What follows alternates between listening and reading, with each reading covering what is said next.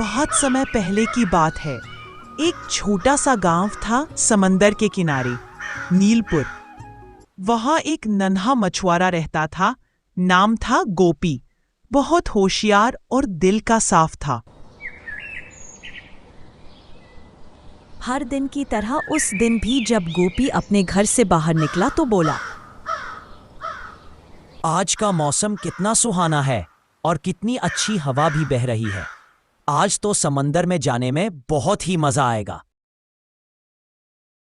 वह हर सुबह अपनी छोटी नाव लेकर मछलियां पकड़ने जाता और शाम को गांव लौटता।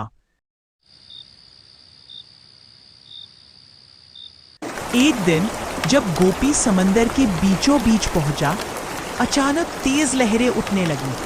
आसमान में काले बादल छा गए और तूफान आ गया। गोपी डर गया और रोने लगा। उसने भगवान से मन ही मन बस ये प्रार्थना की कि किसी भी तरह से ये तूफान रुक जाए और उसकी जान बच जाए। उसकी नाव डगमगाने लगी और अचानक एक तेज लहर उसे समंदर के अंदर खींच ले गई। जब मछलियों ने उसे देखा तो उसे उठाकर अपने महल ले गईं। जब गोपी ने आंखें खोलीं तो खुद को एक चमकती हुई दुनिया में पाया। यह था समंदर का जादुई महल। उसने इधर उधर देखा और बोला, मैं कहाँ हूँ? ये कौन सी जगह है?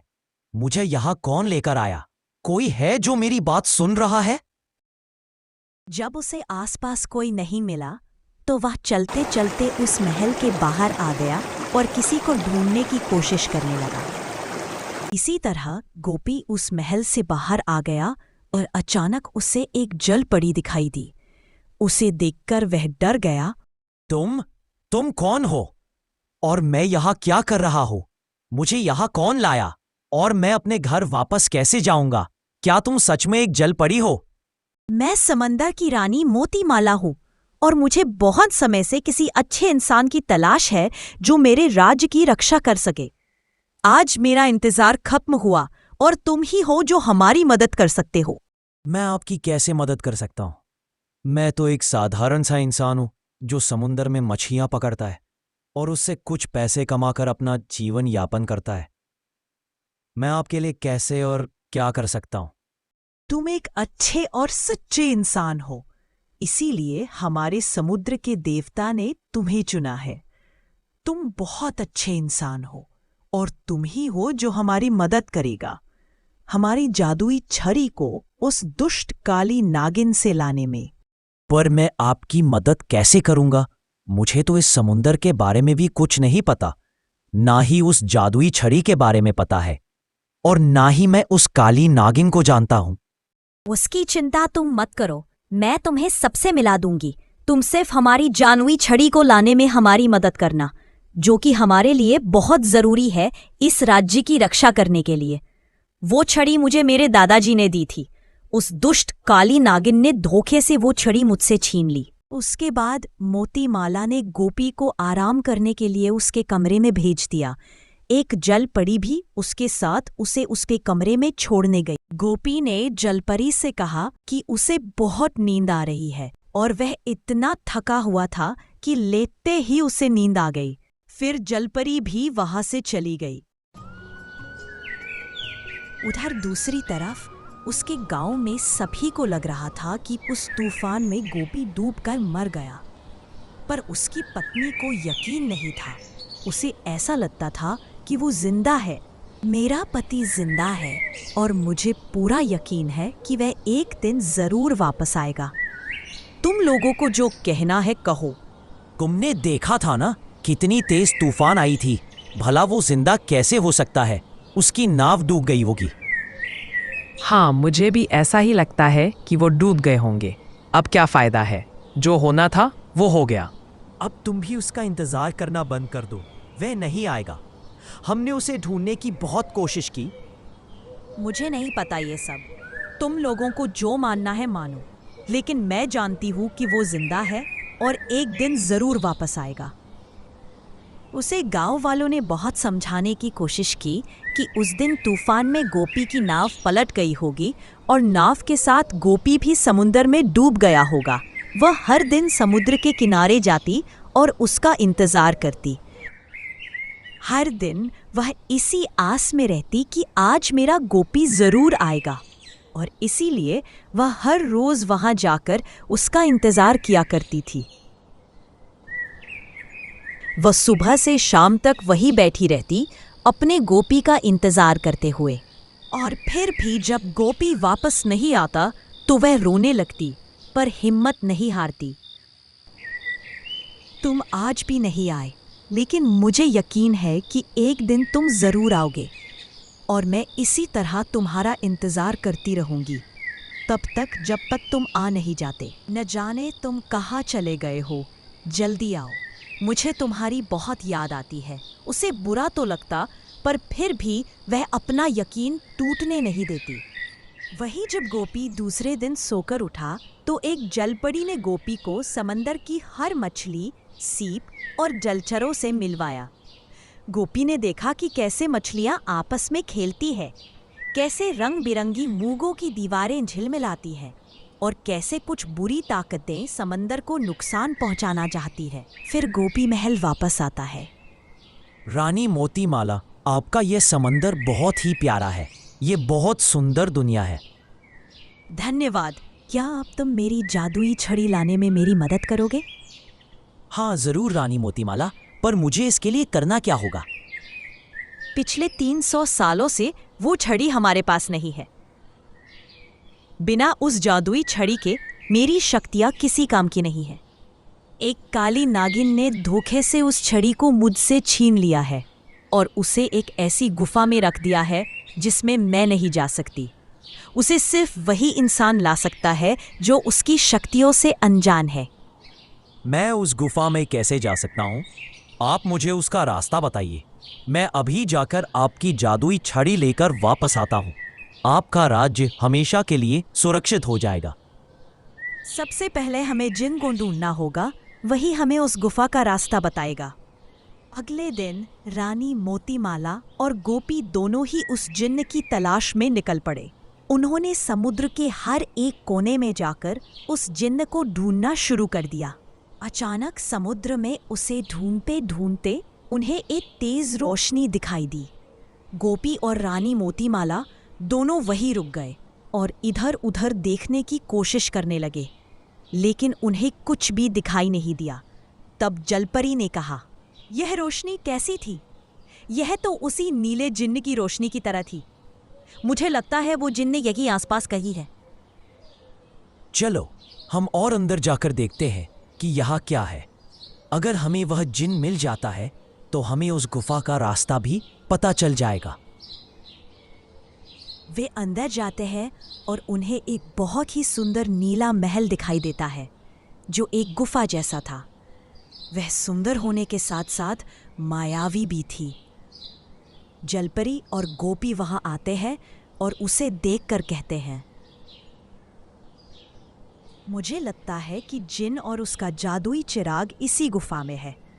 हमें अंदर जाकर उस चिराग को लाना होगा ताकि हम इस जादुई गुफा का रास्ता पता कर सकें।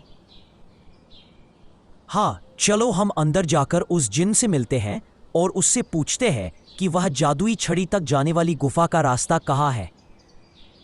मैं इस गुफा के अंदर नहीं जा सकती।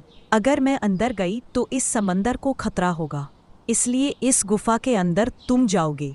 जाओ और उस जिन का जादुई चिराग अंदर से लेकर आओ। ठीक है, अगर ऐसी बात है तो आप यहीं रुकिए और मैं अंदर जाकर उस जादुई चिराग को लेकर आता हूँ। तुम इस गुफा के अंदर संभल कर जाना। यह गुफा मायावी है, इसमें बहुत खतरा हो सकता है, लेकिन तुम डरना मत। तुम एक साधारण इंसान हो, तुम पर उन चीज़ों का कोई असर नहीं होगा। जब गोपी गुफा के अंदर जाने लगा तो जलपरी उसके पास आई और उसे एक जादुई सीप दिया और कहने लगी, जब भी तुम मुसीबत में हो तो इस सीप को अपने हाथों के बीच दबाना। चाहे जितनी भी बड़ी मुसीबत हो, वह सब खत्म हो जाएगी। गोपी उस गुफा के अंदर गया। मन ही मन उसे बहुत ज्यादा डर लग रहा था, लेकिन फिर भी उसने हिम्मत करके गुफा के अंदर जाकर इधर उधर देखा तो उसे कुछ दिखाई नहीं दिया। यहाँ तो कुछ भी नहीं है। शायद मुझे और अंदर जाकर देखना चाहिए, तभी मुझे उस जिन के जादुई चिराग का पता चल पाएगा। गोपी उस गुफा के और अंदर जाने लगा। थोड़ी ही दूर अंदर जाने के बाद उसे उस जिन्न का जादुई चिराग दिखाई पड़ा। उसने इधर उधर देखा तो उसे आसपास कोई भी नहीं दिखा। शायद यही जादुई चिराग है। मुझे इसे लेकर जल्दी से जलपरी के पास जाना चाहिए। वह मेरा इंतजार कर रही होगी। गोपी डरता हुआ उस जादुई चिराग के पास गया और उसे अपने हाथों में उठा लिया। फिर वह जल्दी जल्दी उस गुफा से बाहर निकलने के लिए अपने कदम आगे बढ़ाने लगा। गुफा से बाहर आकर वह उसी जगह की ओर बढ़ने लगा जहां जलपरी ने उससे कहा था, मैं तुम्हारा इंतजार यहीं करूंगी। जब उसने वहां जाकर जलपरी को देखा तो वह बहुत ही खुश हुआ, और जब जलपरी ने गोपी हाथों में वह जादुई चिराग देखा तो वह भी बहुत ही खुश हुई। आखिरकार तुमने जिन का जादुई चिराग ढूंढ ही लिया है। हाँ, मुझे ये जिन का जादुई चिराग उसी गुफा के अंदर मिला, पर मुझे इसे लाने में कोई परेशानी नहीं हुई। चलो अब हम इस चिराग को अपने महल ले जाकर उस जिन को जगाते हैं, ताकि वह अपनी शक्तियों का इस्तेमाल करके हमें बता सके कि वह जादुई छड़ी कहाँ है, उसे किस गुफा में रखा गया है। हाँ रानी मोतीमाला, चलो हम महल चलते हैं और उस गुफा का पता लगाते हैं। सिर गोपी और रानी मोतीमाला दोनों उस जादुई चिराग को लेकर अपने महल आते हैं। महल जाकर वे दोनों जिन को जगाने की कोशिश करने लगते हैं। रानी मोतीमाला उस जादुई चिराग को लेकर आती है और कहती है, अब हम इस जादुई चिराग से उस जिन को जगाते हैं। क्या सच में जिन होते हैं? मैंने तो ये सारी बातें बस कहानियों में ही सुनी है। मुझे तो अभी भी विश्वास नहीं हो रहा। कोई बात नहीं, तुम्हें विश्वास हो जाएगा, पर फिलहाल जरूरी ये है कि हम उस जिन को नींद से जगाएं, ताकि वह हमें हमारी मंजिल तक पहुंचा सके। वो तो ठीक है रानी मोतीमाला, पर आप उस जिन को जगाओगी कैसे? अभी जलपरी की रानी मोतीमाला ने उस जादुई चिराग को अपने हाथों से रगड़ा और नीचे रख दिया। फिर बोली, ओ मेरे प्यारे नीले जिन, उठो, जागो और बाहर निकलो। हमें तुम्हारी ज़रूरत है। इस समंदर को तुम्हारी ज़रूरत है। तुम ही हो जो हमारी मदद कर सकता है। क्या तुम मुझे सुन सकते हो? जलपरी के इतना कहते ही उस जादुई चिराग से एक तेज नीली रोशनी निकली और देखते ही देखते उसमें से एक नीला जिन बाहर निकल आया। आखिरकार तुम नींद से जाग ही गए। मैंने तुम्हें कितनी बार पुकारा, मगर तुम क्यों नहीं आए? हमें तुम्हारी मदद चाहिए। हाँ रानी मोतीमाला, जरूर। आप बताइए आपको क्या चाहिए। मैं आपकी क्या मदद कर सकता हूँ। मैं अपनी तरफ से पूरी कोशिश करूंगा कि आपकी ज्यादा से ज्यादा मदद कर सकूं। आप बस मांगिए, आपको क्या चाहिए। तुम अपनी जादुई शक्तियों का उपयोग करके मुझे यह बताओ कि मेरी जादुई छड़ी कहाँ है। बस इतनी सी बात। रुकिए, मैं अभी देखकर आपको बताता हूं कि आपकी जादुई छड़ी कहाँ है। ये तो मेरे बाएं हाथ का खेल है। फिर उस नीले जिन ने अपनी जादुई शक्तियों का उपयोग करके उस जादुई छड़ी का पता लगाया और राजकुमारी को बताया कि वह एक हरी गुफा में है, जिसकी रक्षा एक काली नागिन करती है। वह गुफा बहुत ही खतरनाक है। अगर जलपरी उसमें जाने की कोशिश भी करेगी तो ये समंदर तबाह हो जाएगा। अगले दिन जलपरी और गोपी दोनों उस हरी गुफा की तलाश में निकल पड़े। उन्होंने बहुत सी जगहों पर खोजा और काफी खोजबीन के बाद उन्हें वह हरी गुफा दिखाई दी। उन्होंने देखा, लेकिन वहां काली नागिन नहीं थी। फिर वे उस गुफा के और पास गए और इधर उधर देखने की कोशिश करने लगे। बहुत देर तक देखने के बाद भी उन्हें दूर दूर तक उस काली नागिन का कोई अता पता नहीं चला। लगता है वह काली नागिन अभी यहां नहीं है। यही मौका है। मैं अंदर जाता हूं और जल्दी से वह जादुई छड़ी लेकर बाहर आ जाता हूं। हाँ, यही सही मौका है। तुम उस गुफा के अंदर जाओ और जादुई छड़ी लेकर आओ। जादुई छड़ी के बिना हम उस काली नागिन से लड़ भी नहीं सकते। ठीक है रानी मोतीमाला, इससे पहले कि वो काली नागिन यहां आ जाए, मैं अंदर जाकर आपकी जादुई छड़ी लेकर वापस आता हूं। ठीक है, जाओ और उस जादुई छड़ी को लेकर आओ।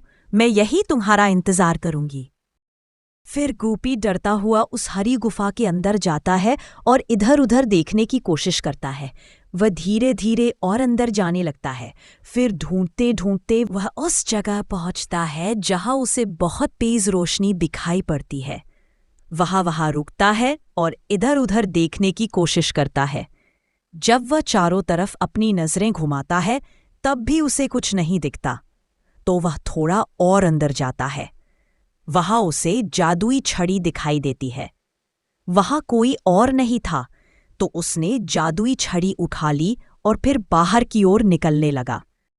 वह बाहर आकर उसी जगह पर आकर रुका जहां जलपरी ने उससे कहा था कि मैं तुम्हारा इंतजार करूंगी। जब जलपरी ने उसके हाथ में जादुई छड़ी देखी तो वह बहुत खुश हुई और वह तैरती हुई गोपी के पास आई। गोपी ने वह जादुई छड़ी उस जलपरी को दे दी। लीजिए रानी मोतीमाला, ये रही आपकी जादुई छड़ी। अब तो आप खुश हैं ना? आपका राज्य अब हमेशा के लिए सुरक्षित हो गया है। अब आपके राज्य को कोई नुकसान नहीं पहुंचा पाएगा। आज तुमने वह कर दिखाया है जो हमने पिछले 300 वर्षों में कभी सोचा भी नहीं था। मुझे समझ नहीं आ रहा है कि मैं तुम्हारा शुक्रिया कैसे अदा करूं। इसमें शुक्रिया की क्या बात है रानी मोतीमाला? शायद मुझे यही करना था तो मैंने किया। मेरी जगह कोई और भी होता तो वह भी ऐसा ही करता।